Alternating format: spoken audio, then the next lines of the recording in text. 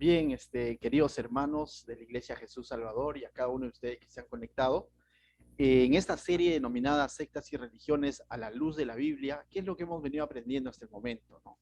Venimos aprendiendo desde la primera semana, semana uno y semana 2 vimos cristianismo bíblico, ¿no?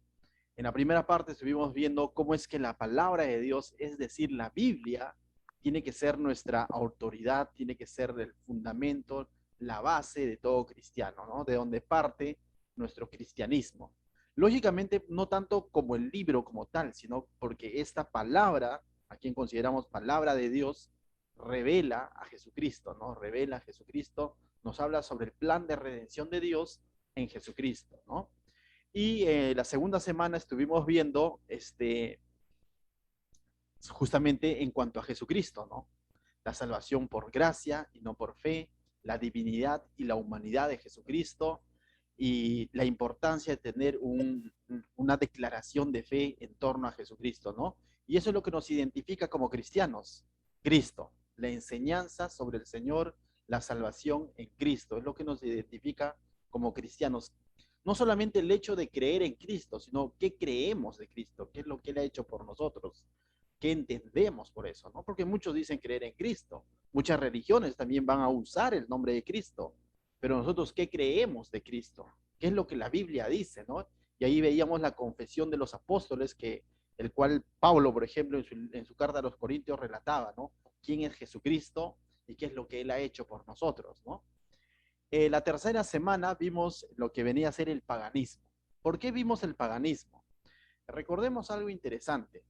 El paganismo viene a ser todo ese conjunto de religiones, correcto, conjunto de religiones creadas por hombres que el único objetivo que tienen finalmente es reemplazar la promesa del Mesías. ¿Por qué? ¿Y quién está detrás de todo esto? Satanás, definitivamente, ¿no? Satanás está detrás de todo esto, ¿sí? ¿Por qué? Porque su objetivo es justamente reemplazar al Mesías, engañar al mundo, para que el mundo no busque al Mesías, ¿correcto? Entonces, eso es lo que básicamente hace Satanás, ¿no? Entonces, pero, y los orígenes lo vemos en Génesis capítulo 10, ¿no? Bien lo explicó nuestro amigo Doug Bennett en cuanto a esto, ¿no? Cómo es que en el capítulo 10 de Génesis vemos cómo es que el hombre se organiza para crear su propia religión, y de ahí parten todas las demás religiones que hoy en día podemos ver, ¿no? Tienen sus orígenes espirituales en Génesis capítulo 10, en la Torre de Babel, ¿no? El hombre queriendo hacer las cosas a su manera para ser como Dios, ¿no? Entonces, de tal manera que vamos a ver dos sistemas, por así decirlo, ¿no? El sistema bíblico o la enseñanza bíblica parte de Dios, y ciertamente Dios va a crear en Abraham a través de la promesa, va a formar un pueblo, ¿no? Y este pueblo, esta promesa, viene a Abraham, luego a Isaac, luego a Jacob, y de Jacob tuvo un hijo llamado Judá, y de ahí viene una de las tribus llamada el judaísmo, ¿no? Pero judaísmo ya no solamente como descendientes de Judá, sino como todas aquellas personas que creen en la promesa de Abraham, Isaac, Jacob, Judá, ¿no? Que Dios dio a cada uno de ellos la misma promesa. ¿Y cuál era la promesa? La venida del Mesías, ¿no? O sea, el Mesías, el que iba a salvar no solamente a ese pueblo, sino a la humanidad, en quien iban a ser benditas todas las naciones de la tierra. ¿Y cuando nos da la profecía en cuanto a este Mesías? Ni bien ocurre el pecado. Génesis capítulo 3, verso 15, podemos ver la promesa del Mesías, ¿no? Ahora, de este judaísmo que tenía esta promesa y con quien Dios trató con este pueblo, claramente nos los enseñó nuestro amigo David Troncoso en la sesión número 4, este pueblo que llamó Dios en gracia, que lógicamente perdió su propósito, perdió el enfoque, pero Dios lo llamó como pueblo, pero de ahí viene el cristianismo, ¿no? Y claramente vemos en el libro de Hechos cómo es que Dios en Jerusalén va con la venida de su Espíritu Santo, da inicio a la iglesia, ¿no? Una promesa hecha por Jesucristo, ¿no? Pero ya vemos integrando la iglesia, el cristianismo, no solamente judíos, sino también gentiles. Ese es el plan de Dios a grandes rasgos, ¿no? Si podemos verlo de alguna manera tratando con el hombre, a grandes rasgos vemos cómo es que Dios ha provisto de Cristo para judíos y gentiles. Pero ¿qué es lo que hace Satanás? Satanás, enterado de alguna manera de este plan, no puede impedir el plan. Lo que Satanás va a hacer es crear falsas religiones, falsos sistemas de fe que intenten reemplazar o imitar al Mesías, es decir, a Jesucristo. ¿Correcto? Y eso es lo que hace Satanás.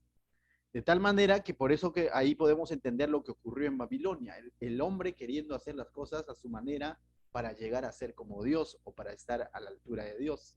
Y ahí vemos un hombre, Nimrod, de quien nos habló claramente Doug Bennett, ¿no? Que se rebeló contra Dios o abiertamente contra Dios, creando su propia religión.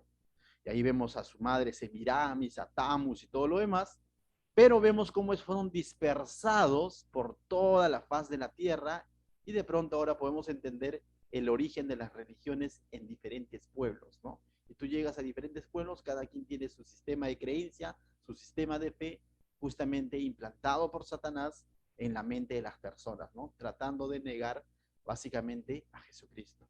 Hoy ya hemos visto entonces cómo es el origen del paganismo, hemos visto cómo es que Dios llama a un pueblo, a los judíos, ¿no? El judaísmo.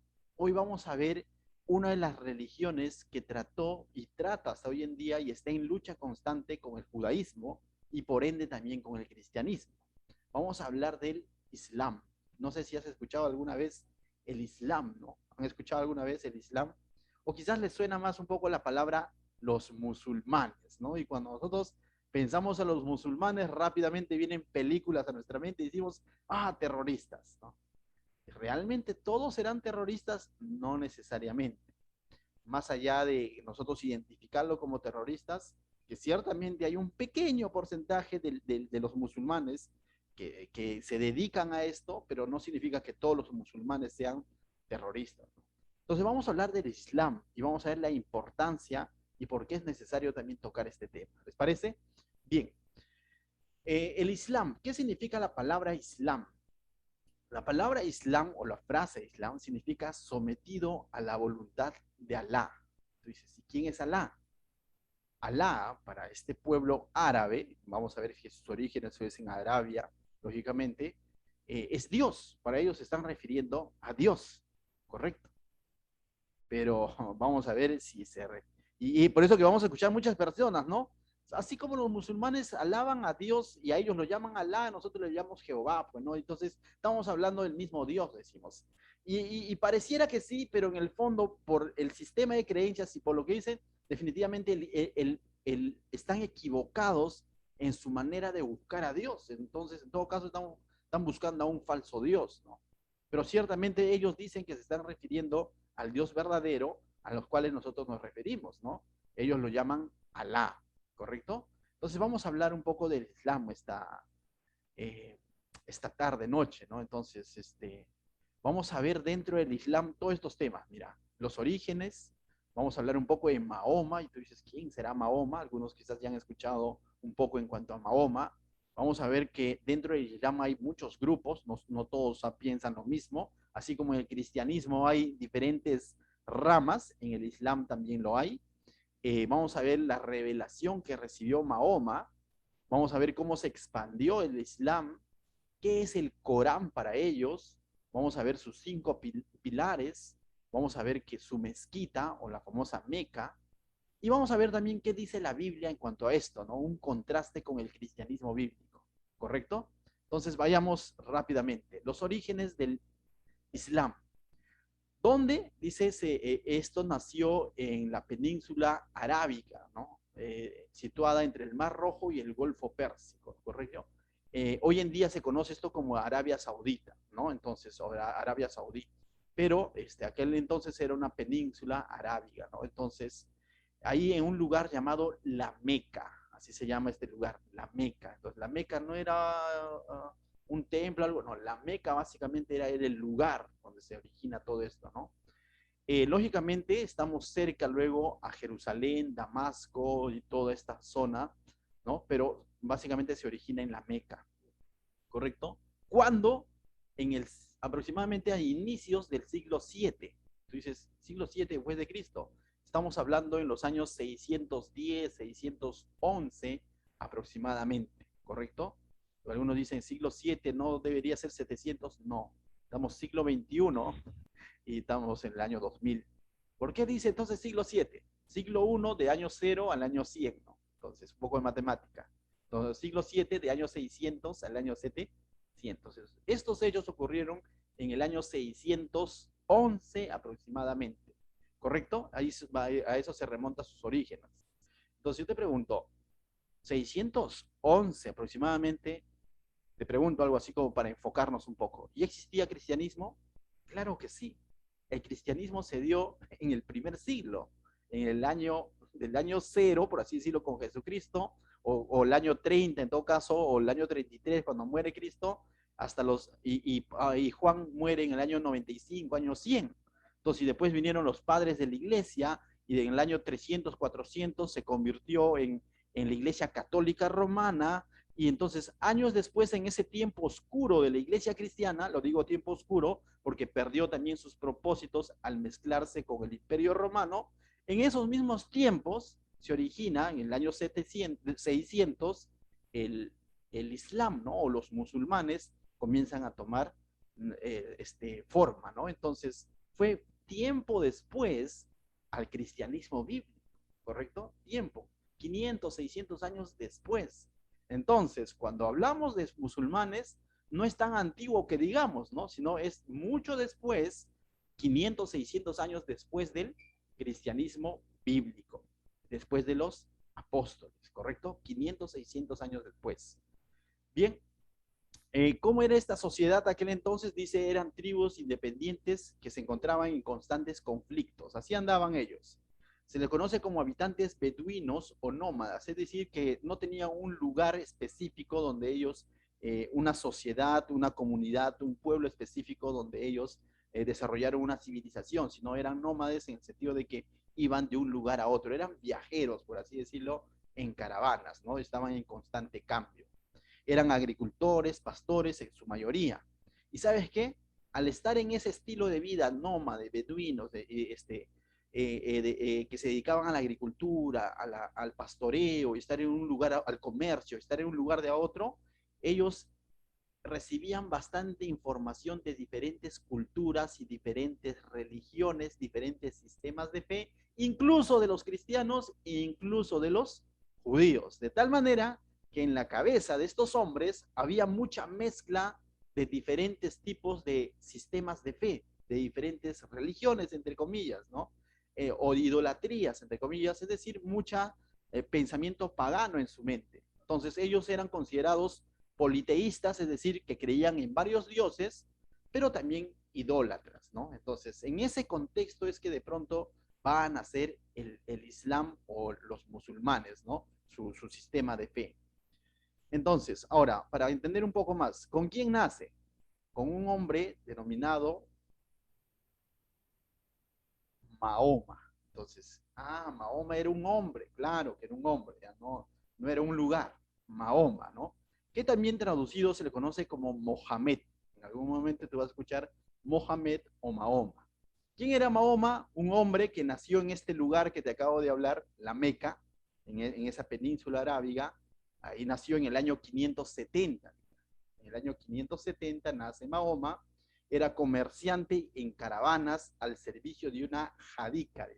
¿Y quién era esta jadica? Jadica era una mujer viuda, adinerada, con quien Mahoma se había casado, ¿no? Una mujer mucho mayor que él, que había enviudado, pero tenía mucho dinero. Entonces Mahoma se casó con esta viuda, ¿no? Dice, hasta chistes hay de eso, ¿no? Hoy en día, ¿no? Que, la viuda que tiene plata. Anteriormente la viuda tenía plata en ese entonces, ¿no? Y dice, y en sus viajes, Mahoma, como era un comerciante de caravanas, tiene contacto con la religión judía de aquel entonces, entre comillas, porque los judíos ya habían sido dispersos en el año 70 por el imperio romano, los dispersaron, destruyeron su templo, todo eso. Entonces los judíos estaban dispersos por todo el mundo, pero algunos judíos todavía mantenían su sistema de fe, de creencia, ¿no? Y Mahoma tenía relaciones con estos judíos, pero también con los cristianos. ¿Qué cristianos? Los cristianos, definitivamente estos cristianos, de alguna manera también tirados al paganismo, porque ya estaban en matrimonio, por así decirlo, en sociedad con el imperio romano, ¿no? Con estos cristianos no tan centrados o no tan bíblicos, ¿no? Entonces ya tenía contacto con ellos Mahoma para aquel entonces, ¿correcto? A los 40 años dice haber recibido una revelación de Alá. Hagamos un poco de matemáticas. Si nació en el año 570, cuando él tiene 40 años, pregunto, ¿qué año sería? 610, 611 aproximadamente, pues decimos siglo 7, principios. Él dice haber recibido una revelación de Alá. Él aseguró haber sido visitado por el ángel Gabriel durante 23 años. Lo que Mahoma decía que el ángel Gabriel lo había visitado durante sus 23 años, ¿no? Hasta su muerte. Y que en estas visitas le dio muchas revelaciones de parte de Dios, a quien ellos denominan Alá, ¿no? Entonces, él dice haber visto al ángel Gabriel y que el ángel Gabriel le reveló muchas cosas, ¿no? Dice, el ángel supuestamente le reveló a Mohammed o a Mahoma las palabras de Dios, ¿no? O a quien ellos llamaban Alá, y luego esto él lo va a plasmar en un libro, o lo van a plasmar sus seguidores en un libro llamado el Corán, que vamos a hablar más adelante, ¿correcto? Pero ¿cómo se inicia entonces este sistema de fe del Islam? Mediante una revelación de ¿quién?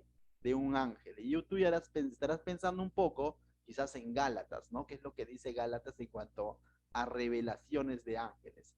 Entonces te vas dando cuenta que sus orígenes no están en Dios llamando como por ejemplo a Abraham, sino sus orígenes están en que hay un hombre que está en un momento de la historia y él dice haber recibido una revelación de parte de un ángel que venía de parte de Dios, ¿no? ¿Qué más va a decir Mahoma? Mira, dice que estas revelaciones dictadas comprenden el Corán, el libro sagrado hoy en día para el Islam, ¿no? Entonces, pero muerto el profeta Mahoma en el año 632, entonces más o menos desde el 610 al 632 hay 22 a 23 años, por eso se dice que él durante estos 23 años, entonces había recibido estas revelaciones a través de este ángel, ¿no? Entonces, para aquel entonces, si Mahoma nació en el 570, ya tenía aproximadamente 62 años, ¿no? Entonces, él muere y se busca un sucesor de Mahoma. Entonces, Mahoma hasta ahí, hasta ese momento, era el profeta para los musulmanes, para los árabes. Él era el profeta, el que recibía las revelaciones a través del ángel de parte de Alá, ¿no? Pero muerto Mahoma, ¿qué hacemos? Buscaron un sucesor. Su sucesor fue Ali, quien venía a ser su sobrino y yerno de Mahoma. Y tú dices, ¿cómo puede ser su sobrino y yerno? Mira, era su sobrino, pero yerno. ¿Qué significa esto? Que este sobrino de Mahoma se había casado con su prima, ¿no? Este Ali se había casado con su prima, hija de Mahoma, ¿no? De tal manera que Mahoma era suegro de este sobrino, ¿no? Entonces, él reclamó los derechos del suegro, ¿no? A mí me corresponde ser el seguidor, ¿correcto? Entonces, incluso dice que este hombre tuvo hijos, ¿no? Entonces, Mahoma llegó a tener una especie de nietos sobrinos, ¿no? Por así decirlo, ¿correcto? Entonces, todo un enredo ahí, ¿no? Todo... ¿Por qué? Lo vamos a ver más adelante, porque ellos practicaban la poligamia, ¿ya? Pero este sobrino, una vez que reclamó ser sucesor de Mahoma, no le duró mucho, porque hubo un hombre que se reveló en el año 661, 30 años después, cuyo nombre es Muawiyah, ¿no? Muawiyah, ¿correcto? Quien lo derrotó en una batalla y al final tomó la posta, ¿no? Entonces, a él se le denominó como el nuevo califa. ¿Y qué significa califa? Significa el nuevo sucesor. A partir de esta batalla, de esta disputa por quién va a ser el sucesor de Mahoma, los musulmanes de alguna manera se dividieron. Y hasta hoy en día vamos a ver hasta 2 o 3 grupos de musulmanes, y quizás más, pero ya son minoría, pero se dividieron a partir de aquel entonces. De tal manera que cuando hablamos de musulmanes, no todos son lo mismo, no todos piensan igual. Tienen sus orígenes, sí, en Mahoma, en las revelaciones de este ángel, consideran el Corán, pero tienen por ahí también sus pequeñas diferencias, ¿no? ¿Correcto? Por ejemplo, ¿no? Hoy en día podemos identificar hasta 3 grupos de musulmanes, ¿correcto? Los chiitas, que son entre el 10 y 20%, dice ellos son de un pensamiento mucho más liberal. Ellos son los que reconocen todavía vienen del sobrino de Mahoma, por así decirlo, ¿no? Mientras que los sunitas vienen a ser la mayoría, que son mucho más radicales, y creen, pues, por ejemplo, ¿no? De que el sucesor tiene que ser elegido por la comunidad musulmana, ¿no? En cambio, el otro piensa que debe de ser heredada, ¿no? A raíz de todo eso que ocurrió, hasta hoy en día eso los trae, ¿no? Eh, y nació un nuevo movimiento llamado los sufistas, que son minoría todavía, pero los sufistas de alguna manera tratan de reconciliar estos dos pensamientos liberales, donde practican la poligamia, la pedofilia y muchas otras cosas más. Tenemos otro movimiento radical, de donde un pequeño porcentaje son los famosos terroristas, los ISIS y todo lo demás que vemos, pero no todos son terroristas, vuelvo a aclarar, sino de aquí, de este movimiento radical, sale un pequeño segmento, ¿no? Pero los sufistas son un poco más moralistas. Los sufistas son los que de alguna manera tratan de recuperar los valores del Corán. Y si tú lees el Corán, tiene cosas que están fuera del lugar, definitivamente, teológicamente hablando, pero el Corán también tiene mucha moral. Habla muchas cosas sobre la limosna, sobre el ayudar al necesitado, sobre vivir en paz, de tal manera que si tú te encuentras con un musulmán sufista, no necesariamente vas a tenerle miedo, sino es una buena persona. No estoy diciendo que sea cristiano o salvo, sino que es una buena persona. Es confiable, es tratable, es amable, porque hay un grupo de musulmanes que están tratando de rescatar los valores morales del Corán. Lógicamente, eso no lo hace salvo, ¿no? Eso no lo hace salvo. Pero hay un grupo de musulmanes que de pronto son buena gente. Entonces, con esto lo que te quiero decir es que no todo musulmán es terrorista. No todo musulmán está andando con su bomba, ¿no? Sería mezquino decir que todos son malos y mala gente y todo lo demás. Es como, por ejemplo, ¿no? En los años 80, 90 en Perú, ¿hubo terrorismo? Hubo terrorismo. Pregunto, ¿eso significa que todos los peruanos eran terroristas? No. Era un pequeño sector resentido y tantas cosas que ocurrieron, tiene sus orígenes, pero no todo peruano era terrorista. Lo mismo ocurre con este pueblo, con esta cultura, ¿no? Entonces, continuemos.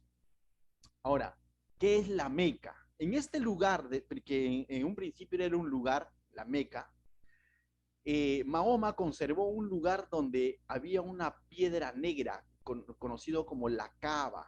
Ustedes ven ahí en la foto, espero que puedan evidenciarlo, también pueden buscarlo luego en Google, ¿no? La Meca, te va a aparecer esta piedra negra, ¿no? Se dice que es un meteorito que cayó a este lugar. Esto existe, ¿eh? No es que lo hayan construido o algo así. Esta Meca existe, pero definitivamente se ha convertido como un punto de reunión, como un lugar sagrado para los musulmanes, ¿no?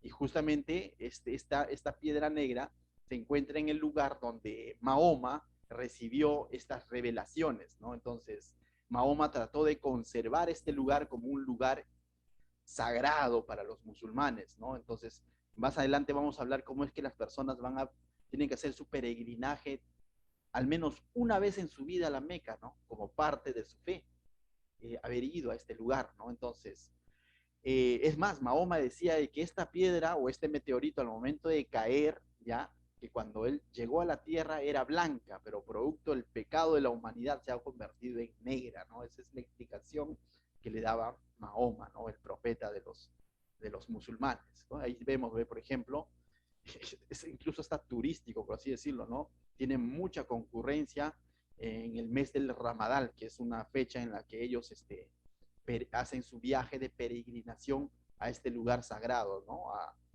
Y también vamos a ver más adelante que siempre que ellos oran, lo hacen dirigiéndose hacia la Meca, ¿no? En dirección hacia la Meca.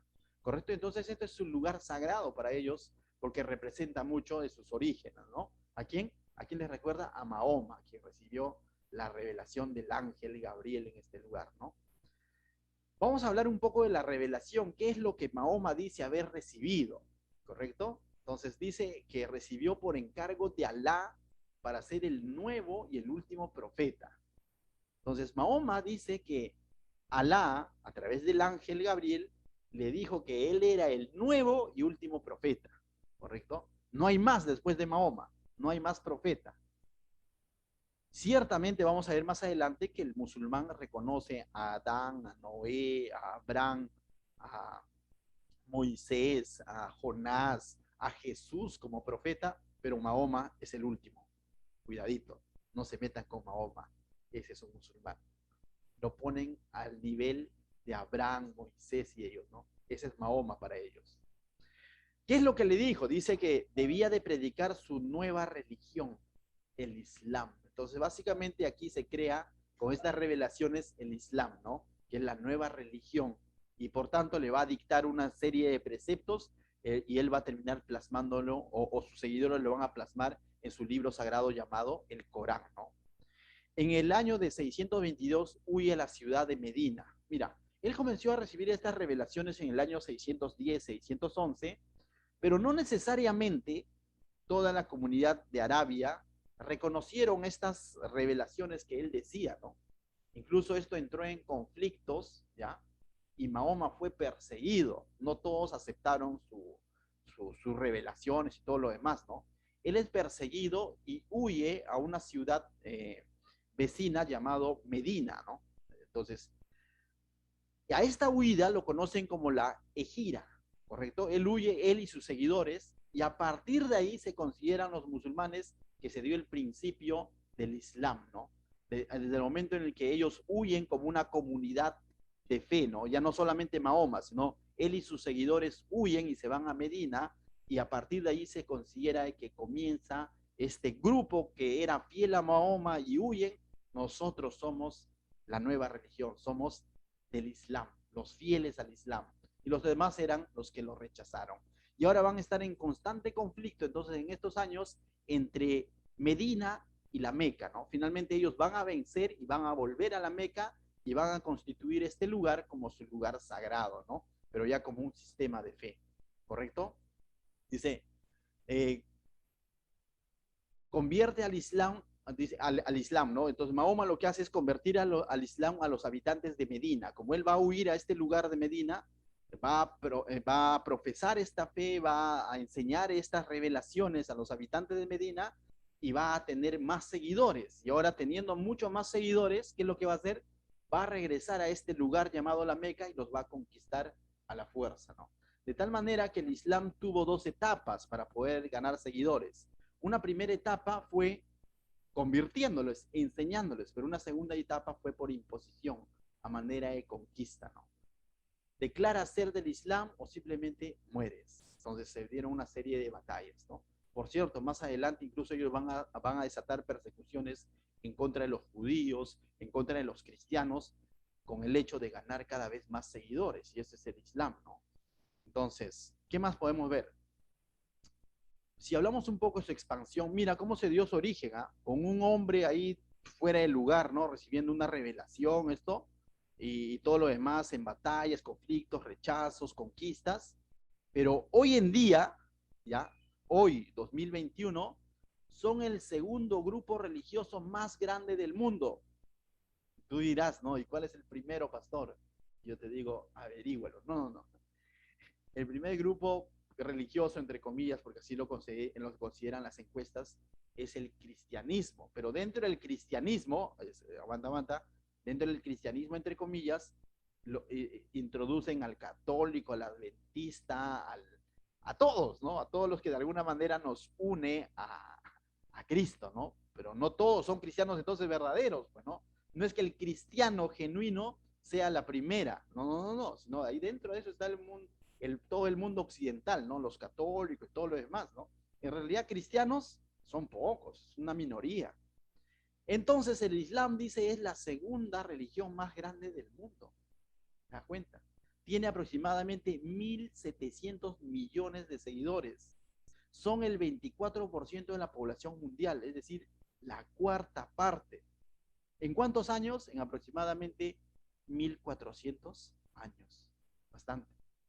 Y se dice que hoy en día es la religión que tiene mayor avance, porque para los años 90 eran la tercera religión más grande del mundo. Hoy en día han subido. Y probablemente en unos años llegue a ser la primera religión más grande del mundo. Es interesante. ¿Hay algo que aprender de ellos? Su fidelidad, su activismo. No estoy diciendo que su enseñanza esté bien, pero cuando hablamos de fidelidad, un musulmán es fiel a sus principios. Es bien difícil evangelizarlos. Un cristiano es más light, ¿no? Más suelto. Es que esto todo tiene una explicación. ¿Qué significa Islam? Sometidos a la voluntad de Alá. Y es así como ellos toman su religión. Si yo me convierto al Islam o quiero ser un musulmán en todo caso, debo reconocer que soy sometido a la voluntad de Alá. Por eso que todo lo que lo hacen en el nombre de Alá. Un cristiano, hoy en día, dice, sí, yo creo que Jesús es mi Salvador, pero mi Señor no transo, ahí nada más, ¿no? Algunos por ahí que en el camino van entendiendo que es nuestro Señor, pero la gran mayoría, ¿qué es lo que dice? Es mi Salvador, pero mi Señor, alto, mis derechos. Ese es el mundo occidental, pues, en el que vivimos. Entonces, con esto yo no estoy diciendo que tampoco de pronto seamos como ellos, ¿no? Pero de alguna manera debemos ser leales a nuestros principios, ¿correcto? Bien, seguimos viendo. Aquí hay un pequeño mapa para ver cómo comenzó aquí en la Meca. Aquí ven, estoy indicando con mi cursor la Meca, Medina, vuelven a la Meca, conquistan y luego toda esta parte verde que fue en el tiempo de Mahoma, toda la parte verde oscura fue conquistado en el tiempo de Mahoma, ¿correcto? La parte verde oscura. La parte esta verde que sea un poco más clara fue conquistada, dice, en el tiempo del califato ortodoxo, el califato conservador, ese califato radical, ¿no? Mediante batallas, guerras, ¿no? Por imposición. Y la parte verde limón, como lo dicen ustedes, es bajo el califato Omeya, ¿no? ¿Qué es el califato Omeya?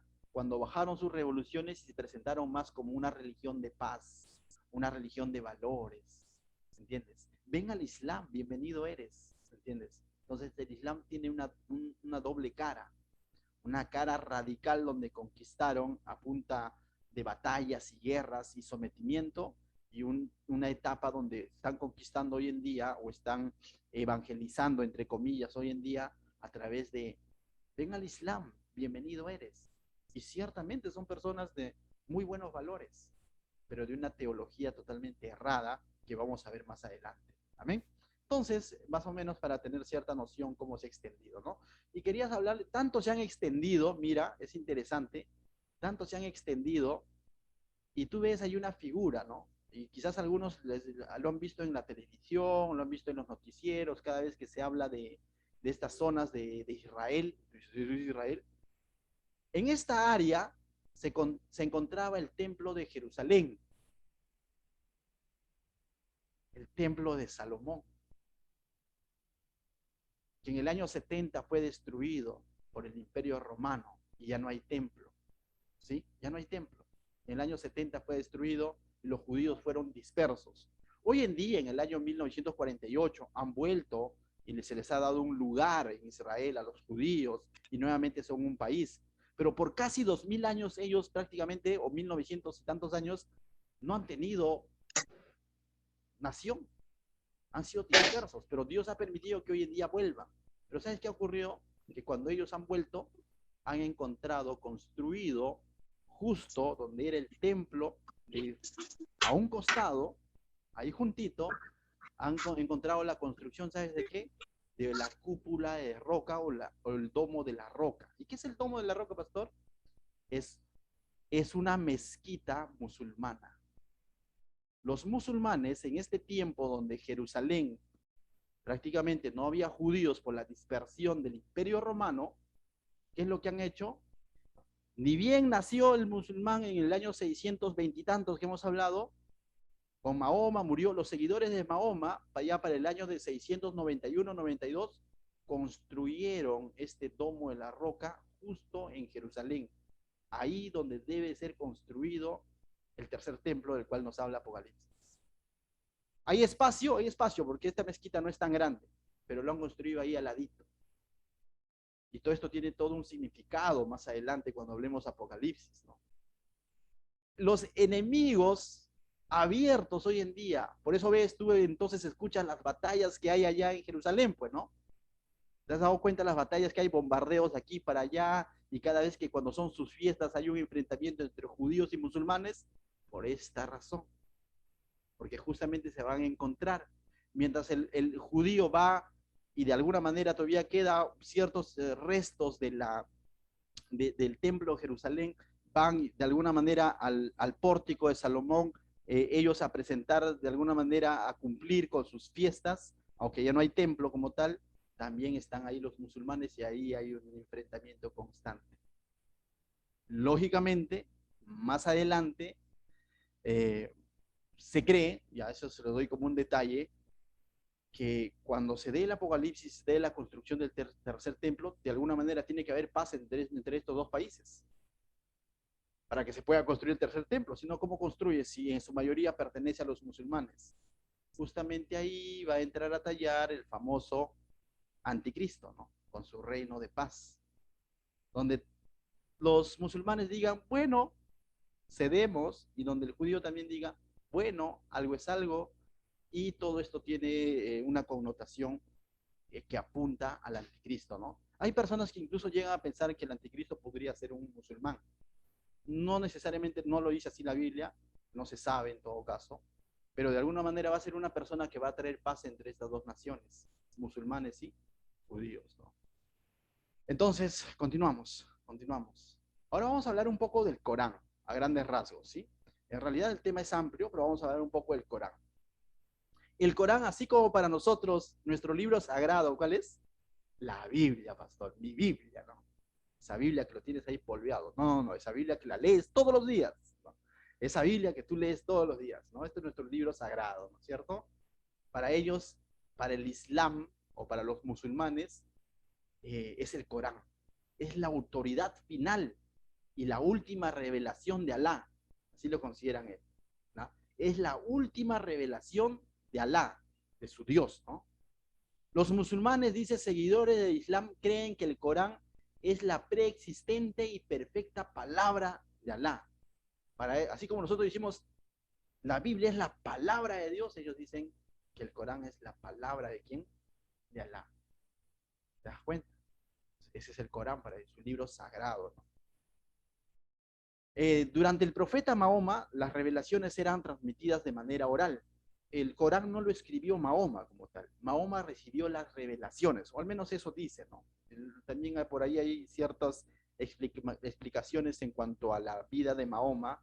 Se dice que de alguna manera estaba fuera de sí desde el punto de vista psiquiátrico, que él tenía desde niños muchas alucinaciones y que el hecho de haber estado en contacto con diferentes religiones por temas de comercio hizo todo un conglomerado en su mente y de pronto, más allá de que sea un ángel, todo han sido alucinaciones, pero nosotros vamos a entender que definitivamente, ¿quién es el que se opone al verdadero Mesías? Lo hemos visto al inicio, es Satanás, ¿no? Sea a través de una enfermedad mental o sea a través de visiones, revelaciones y ángel, entre comillas, ángel caído, ¿no? O sea, el demonio, definitivamente permitió que todo esto sea, porque hoy en día vemos como una de las grandes oposiciones al cristianismo y al judaísmo, ¿no? De alguna manera. Entonces, a nuestras bases, por así decirlo, a nuestros orígenes, ¿no? Entonces, ¿qué dice Mahoma? Él transmitió de manera oral todas estas revelaciones a sus seguidores. Y sus seguidores fueron los que lo escribieron en un principio, dice, en hojas de palmeras, de trozos de cuero o de huesos, ¿no? En los años 600 y tantos. Pero ya a la muerte de Mahoma vieron la necesidad de reunir todas estas revelaciones en un libro. Bueno, ya no estaba Mahoma. Mientras estaba Mahoma, tenemos aquí consultar. Muerto Mahoma, vieron la necesidad de poder escribir, ¿no? Y al momento ya de escribir, dice, durante el califato de Uthman ibn Affan, tomó forma de ya de un libro. Y este libro tiene 114 capítulos, que para ellos se pronuncian, no son capítulos, para ellos es suras, ¿no? O surah también.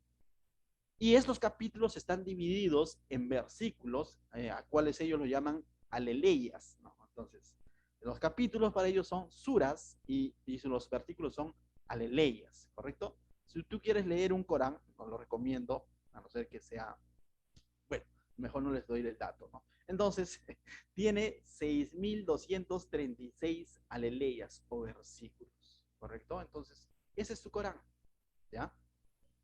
Aleyas, disculpe, ya estaba diciendo aleleyas, aleyas, ¿sí? ¿Qué cosas trae? Cosas curiosas que dice el Corán. Más adelante vamos a ver su sistema de fe o sus pilares, pero cosas que vienen en el Corán, por ejemplo, ¿no? Quizás prácticas. En el Corán tú puedes encontrar que el padre es la autoridad máxima. Y ahí los varones dicen, sí, dicen, tranquilo, eso es para los musulmanes. En tu casa tu esposa te manda. No, no, no. La Biblia dice que el varón es cabeza de hogar, no, tranquilo. ¿Ya? Entonces, ellos, por ejemplo, dicen, según su Corán, que el padre es la autoridad máxima. Bueno, ahí no vemos nada malo, ¿no? Por así decirlo. Pero también este Corán permite la poligamia. Es más, se dice que Mahoma tuvo más de 20 esposas. ¿Se das cuenta? Y que los califas también, de la misma manera, hay testimonio de califas a quienes Mahoma tenía más de 20 esposas, pero Mahoma les decía, sí, pero tú solamente puedes tener 4. Y tanto así que hay testimonio de califas que tenía 8 y tuvo que escoger entre las 8, escogió 4. ¿No? O sea, esos son testimonios que podemos ir encontrando en base a cuando investigamos un poco más, ¿no?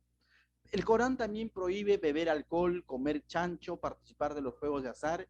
Y en ese aspecto tú ves, ¿no? Es algo moral, está bien, ¿no? O sea, no deben de beber alcohol, están en contra de la borrachera, no comer chancho porque hace daño, es un animal inmundo, participar de los juegos de azar. Y justamente eso parece bueno, ¿no? Contiene cosas que moralmente son aceptables, o sea, eso contiene también el Corán. Pero también el Corán obliga cosas, por ejemplo, ¿no? Que obliga a morir luchando contra los infieles. Y ahora tú dices, ¿cómo es esto, no? Obliga a morir luchando contra los infieles. Pero esta palabra luchando depende cómo se interprete. Hay musulmanes que esto lo interpretan que debemos de perseverar, ¿no? Evangelizando, así lo llaman ellos, o de alguna manera, por así decirlo, para entenderlo, ¿no? O enseñando el Corán o el Islam a los infieles, ¿no?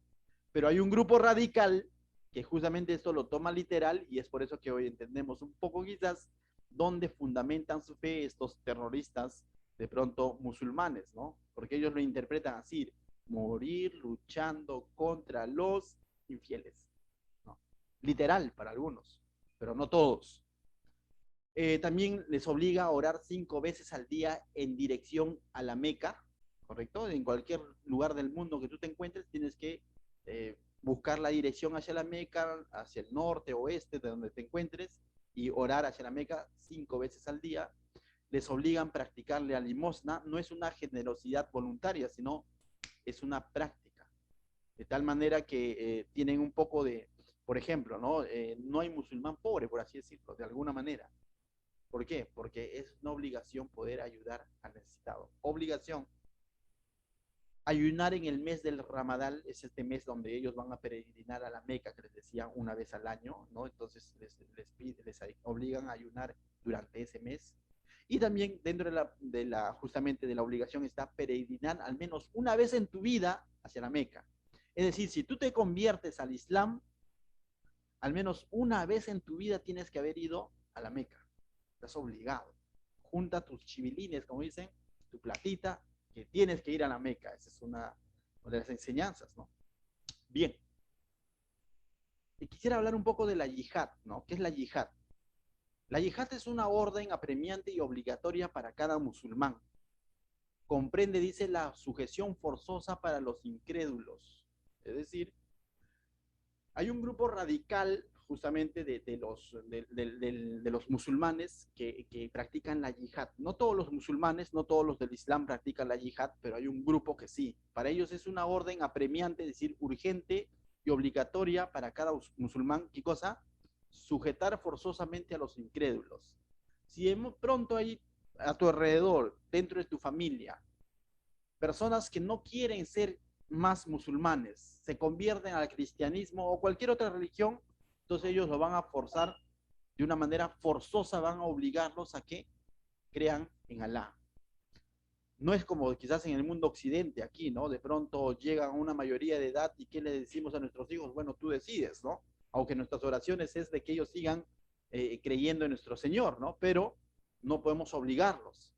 No sé si ustedes han visto la película, la parte uno creo, de Dios no está muerto, donde vemos una escena donde este padre a su hija prácticamente la va a botar de su casa cuando ella se convierte al cristianismo, ¿no? Entonces, esa es la yihad, una sujeción forzosa cuando de pronto un miembro de tu familia se declara incrédulo de Alá, ¿no? Entonces, en los tiempos de Mahoma, esto fue practicada en contra de los cristianos y los judíos. Y es por eso que veíamos que en los tiempos de Mahoma crecieron grandemente. ¿Por qué? Porque fue de manera forzosa esta conquista, esta expansión, ¿correcto? Pero hoy en día todavía hay un sector de musulmanes que siguen practicando. No todos, vuelvo a aclarar, no todos, pero hay un buen sector de musulmanes que todavía siguen siendo radicales, ¿no? Que estás obligado a creer en Alá. De lo contrario, simplemente incluso eres negado como parte de la familia o sacado, ¿no? Eh, mira lo que dice, este es un capítulo denominado la sura, les dije que sura es capítulo, ¿correcto? La sura, por así decirlo, ¿no? Como si nosotros dijésemos en nuestra Biblia, capítulo 4, verso 89, ellos dicen, sura 4, aleya 89, ¿no? ¿Qué dice? Aquellos que nieguen el Islam deben de ser muertos. Si se vuelven del Islam, entonces cogedlos, matadlos donde los encontréis. Literalmente, el Corán dice eso en su Sura 4, aleya 89. Lógicamente, un grupo radical toma esto de manera literal. De manera literal, esta sura, ¿no? Hay un sustento en el Corán para que ellos actúen de esa manera, ¿correcto? Entonces, eso explica a este grupo radical por qué que ejecutan de esa manera, ¿no? Incluso llega a quitar la vida a aquel que es desertor del Islam.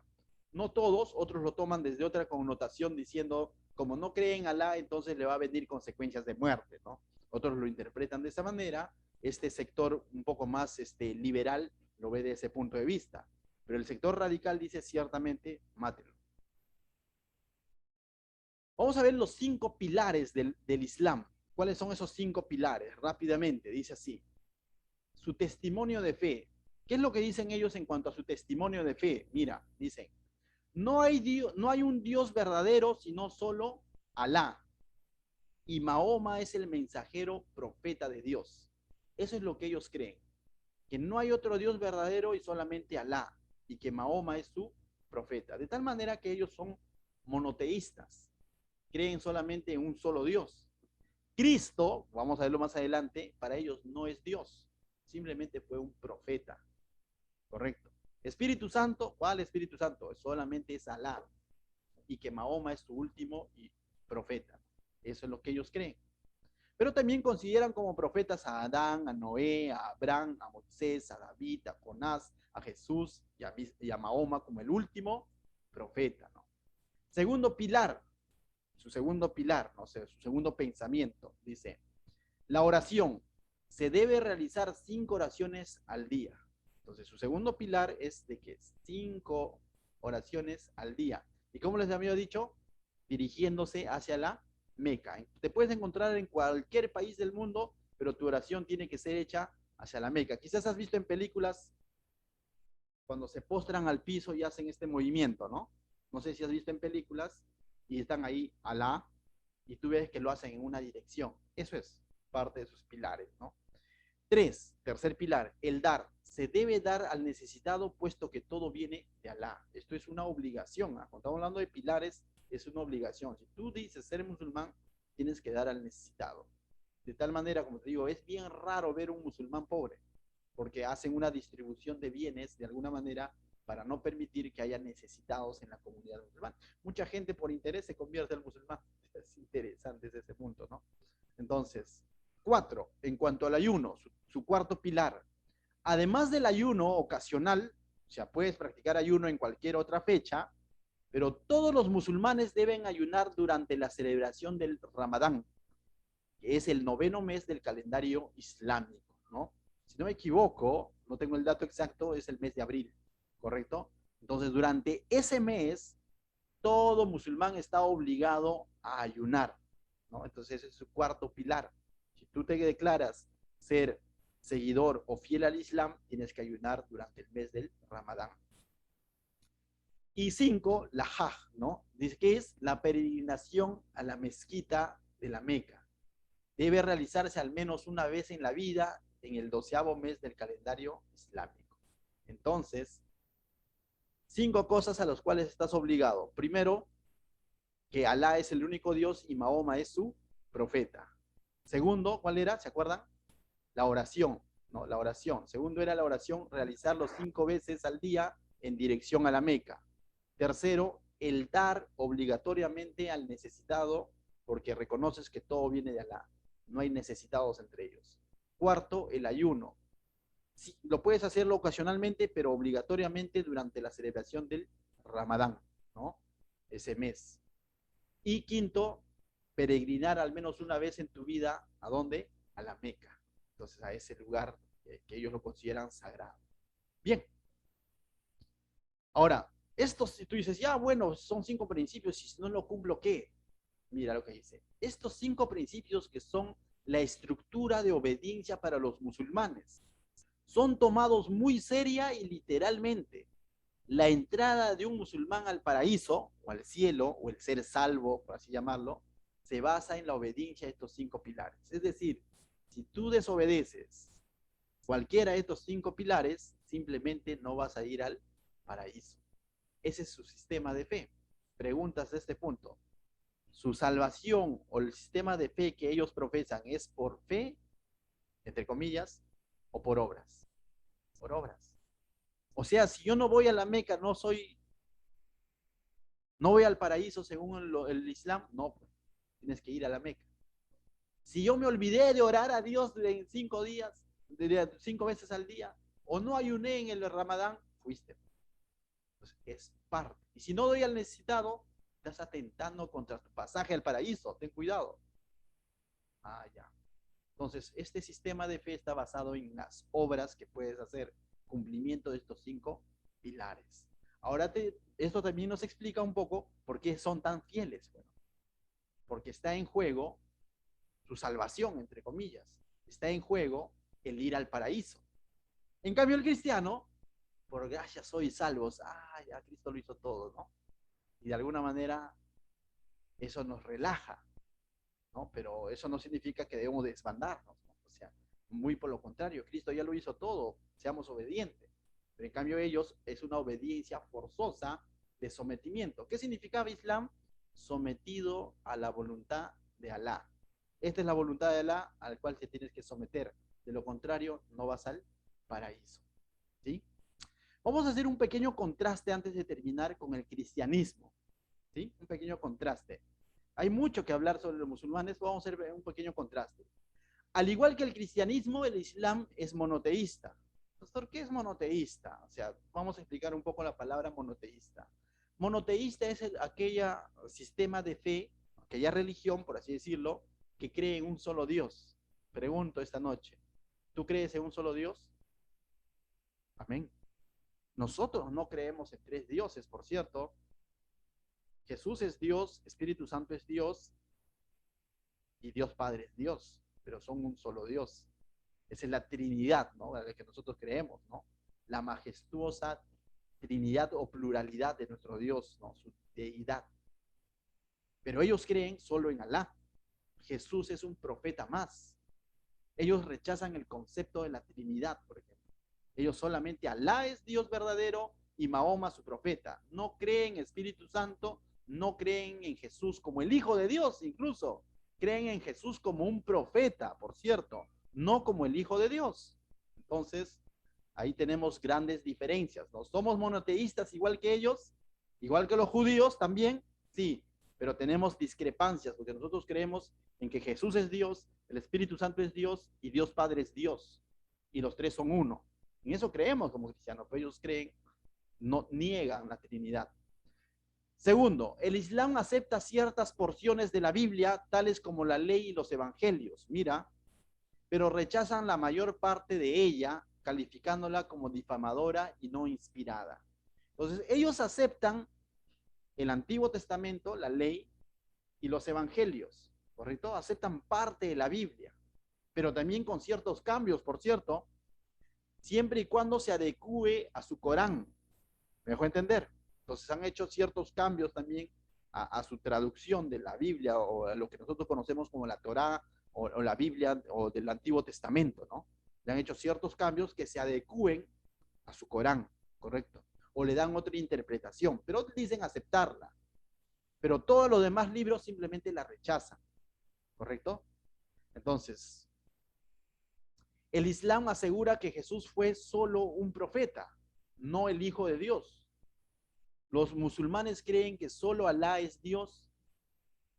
¿Y cómo podría tener un hijo? Dicen ellos. ¿Cómo Dios, Alá, dicen, ¿no? ¿Cómo Alá, que es Dios, puede tener un hijo? No, eso no es así.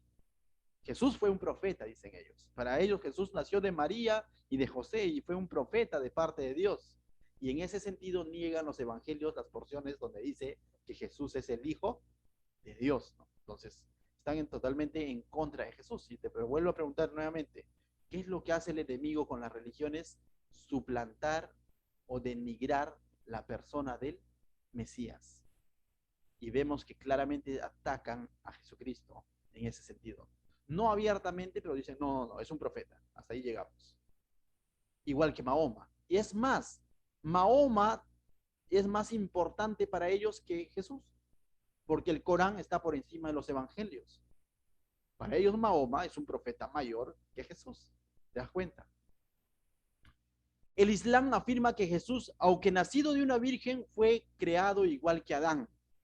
Del polvo de la tierra, los musulmanes creen que Jesús no murió en la cruz. Niegan una de las enseñanzas centrales del cristianismo. ¿Sabes por qué ellos niegan que Jesús murió en una cruz? Porque si ellos aceptaran que Jesús murió en una cruz, también los obliga a aceptar en la resurrección de Jesús. Y si aceptan la resurrección de Jesús, estaríamos hablando de otra cosa. Él es el Hijo de Dios, su inmortalidad. Entonces ellos niegan, no, Jesús no murió en una cruz, pero fue un profeta. Entonces están negando claramente las enseñanzas centrales del cristianismo. Entonces no se parecen en nada a nosotros, aunque tú vas a encontrar publicidad en internet donde dice, ven al Islam, conoce al verdadero Isa, así lo llaman a Jesús, ¿no? Jesús, ¿quién es Jesús? Dicen preguntas así de publicidad en el internet. ¿Quién es Jesús? Ingresa a esta página y te explicaremos quién es Isa, y ahí te explican toda su barbaridad, ¿no? Pero definitivamente están en contra del cristianismo. Finalmente, el Islam enseña que el paraíso se obtiene a través de buenas obras y de la obediencia de sus 5 pilares que están en el Corán, ¿no es cierto? La Biblia, en contraste, ¿qué es lo que nos dice? Revela que solo por la misericordia y amor de Dios los pecadores pueden ser salvos a través de la fe en ¿quién? En Cristo. Efesios 2, 8, 9, que la salvación es por gracia y no por obras. Ellos profesan una salvación por obras, por obediencia al Corán o sus 5 pilares, ¿no? El Islam y el cristianismo no pueden ser ambos ciertos, ¿no? Porque por ahí dicen, bueno, cada religión adora a Dios a su manera, ¿no? Y eso lo dice aquel que no conoce, pues, ¿no? O Jesús es el profeta más grande o Mahoma. Tú tienes que decidir, ¿no? O sea, ¿es Jesús o es Mahoma? O Jesús es hijo de Dios o solamente es un profeta. Tú decides quién es Jesús. No, no tanto tú decides, sino tú decides aceptar lo que enseña el Corán o lo que enseña la Biblia, en todo caso. O la Biblia es la palabra de Dios o el Corán lo es, la palabra de Alá, para ellos, ¿no? Pero como personas nosotros tenemos que identificar claramente cuál es la palabra de Dios. La Biblia, ellos dicen que es el Corán. ¿Y cuándo fue escrito el Corán? 600 tantos años después, después de haber recibido mucha información del cristianismo en decadencia por el catolicismo y del judaísmo en decadencia y de otras culturas. Unieron todo eso y sacaron su propia religión. ¿La salvación se logra recibiendo a Jesucristo como Salvador o al observar los 5 pilares? Esa es una pregunta. ¿Cómo recibieron la salvación? Creyendo en Jesús. Entonces hay grandes discrepancias con el Islam. Definitivamente entonces podemos concluir que este pensamiento no es otra cosa más que evidencias de lo que ocurrió en la Torre de Babel. Cómo el ser humano, su mente ha sido degradada y nuevamente está buscando levantar un sustituto para el Mesías. Ese es el Islam, ¿no? Entonces, si es que de pronto no lo conocías, hoy hemos aprendido un poco más en cuanto a este sistema de fe que está creciendo. Está creciendo.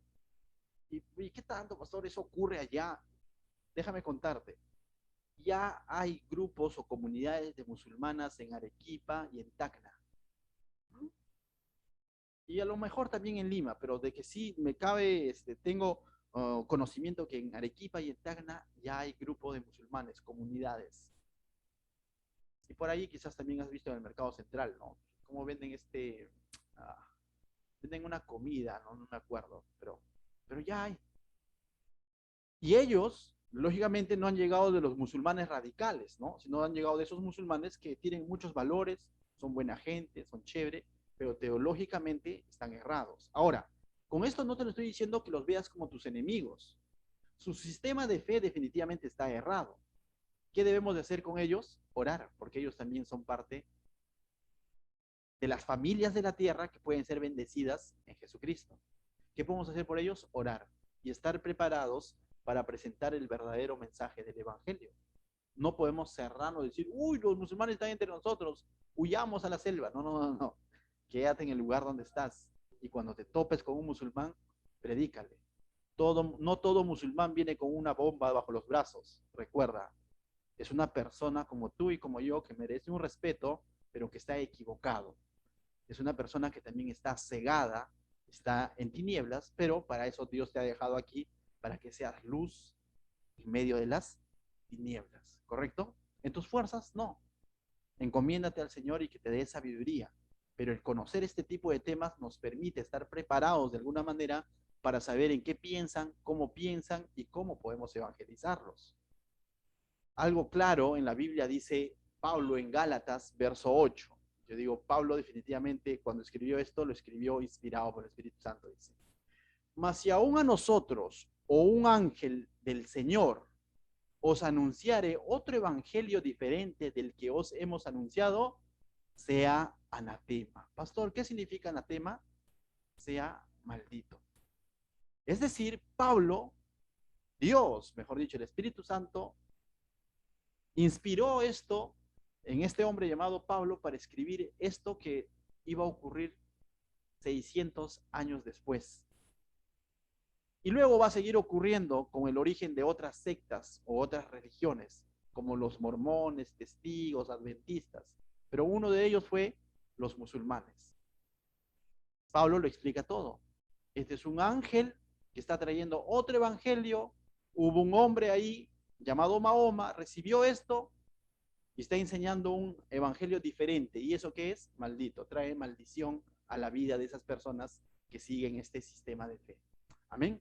Entonces, mis hermanos, Dios los bendiga. Espero que haya sido de mucha utilidad en la enseñanza del día de hoy. Pasamos quizás a ciertas preguntas, solamente decirles que no voy a responderlas porque no sé. Pregunten, chicos, pregunten, vamos a ver qué podemos hablar. ¿O qué les pareció la enseñanza de hoy? ¿Ya sabían quizás algo o han aprendido algo más, algo nuevo? Pueden hacerlo con toda confianza.